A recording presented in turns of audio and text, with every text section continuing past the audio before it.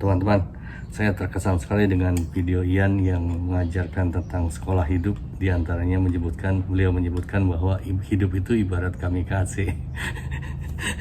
Kamikaze itu pilot yang bunuh diri kan.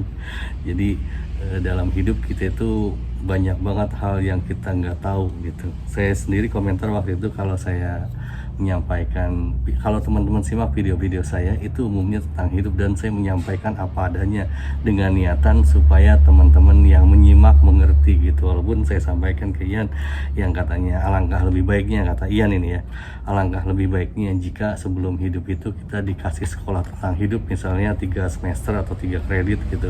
Kata saya sih susah om. Susah Ian, susah. Masalahnya orang kita itu pada umumnya manusia paling ogah mikir. Kita tuh menganggap segala sesuatu itu gampang. Kayak main drone aja, Anda mungkin lihat saya main drone itu gampang. Coba saya juga men-challenge Ian, orang mau terbang bisa kayak saya itu bisa habis puluhan sampai ratusan juta loh. Ngelihatnya gampang kan begitu. Kalau Ian itu udah puluhan tahun tinggal di Pennsylvania di Amerika, dan dia udah keliling dunia dari Eropa, Prancis, dan sekarang tinggal di Amerika dan punya istri orang Amerika sampai punya cucu. Jadi apa yang disampaikan oleh Ian adalah ilmu yang berharga, amat sangat berharga buat kita semua begitu. Cuman masalahnya kita ini susah sekali untuk menyerap sesuatu yang sifatnya ilmu pengetahuan gitu. Kita senangnya dihibur gitu. Pada video ini saya pengen sekali lagi menegaskan bahwa mungkin ya hidup itu ibarat kamikaze. Hidup itu ibarat kamikaze. Saya nanya ke anak saya, kebetulan anak saya kan kerja di perusahaan Jepang dan bahasa Jepangnya juga bagus. Jadi kamikaze itu begini teman-teman, kami itu Tuhan kalau bahasa Jepang itu, kaze itu angin. Jadi kamikaze itu Tuhan angin. Ketika bunuh diri, misalnya ketika dulu Jepang lawan Amerika, pilot-pilot Jepang itu menabrakkan pesawatnya dengan tujuan supaya bisa menang kan, gitu kan. Itu waktu di mana, Pearl Harbor atau di mana gitu, begitu kejadiannya kan. Jadi kamikaze itu beda dengan harakiri. Saya soalnya menegaskan kalau kamikaze itu walaupun kita sifatnya bunuh diri, tapi ada tujuannya gitu, ada tujuannya. Kalau harakiri itu, hara itu perut, kalau kiri itu ini disodet gitu. Jadi harakiri itu bunuh diri gitu, tapi dengan samurai gitu, ini disobek gitu. Kalau ketika misalnya setengah ini udah nggak kuat lagi untuk diteruskan, di belakang udah ada siap teman yang pakai samurai ditebas kepalanya sampai meninggal, sampai mati begitu.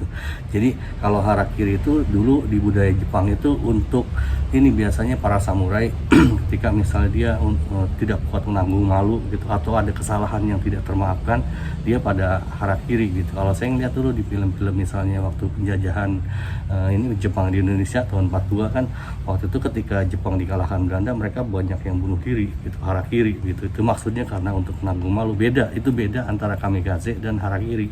Jadi kalau kamikaze itu ada tujuan. Jadi ketika teman-teman memandang misalnya seperti saya, hidup itu ibarat kamikaze. Saya yakin teman-teman semua juga begitu.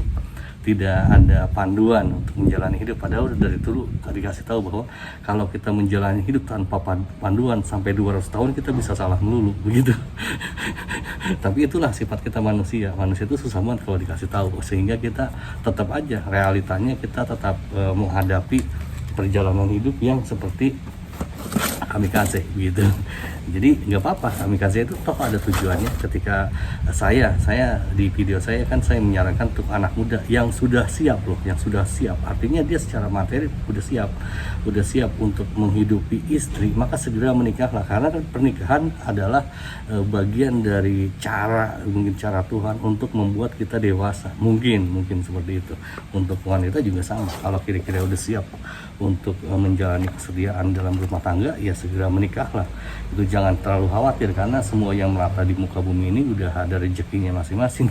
Itu dijamin oleh Tuhan gitu. Bahkan kalau teman-teman yang ateis mungkin kayak Mahatma Gandhi udah bilang, kalau di dunia ini dari dulu zaman Adam dan Hawa sampai sekarang itu nggak pada mati, masih ada, kita semua masih bisa makan kok.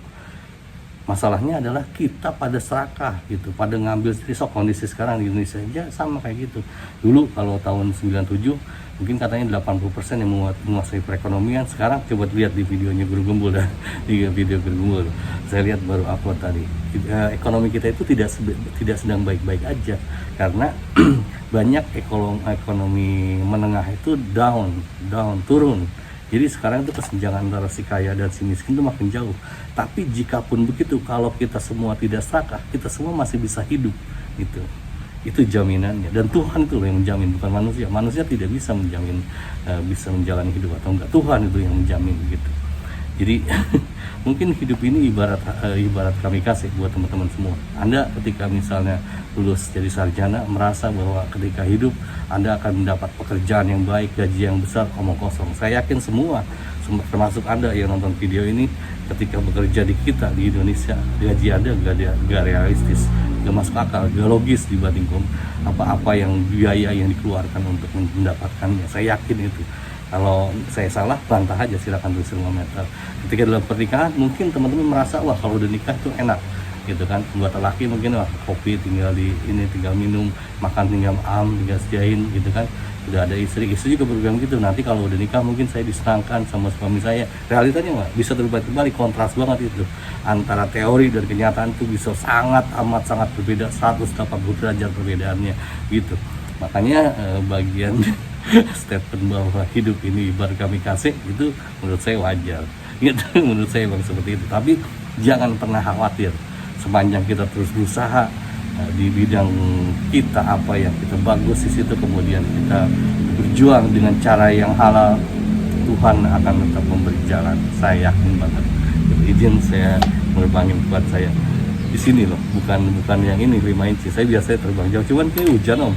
Jadi saya tadi mau nemenin suruh Yogi lagi di Bandung, tapi hujan om. Jadi saya terbangin micin aja.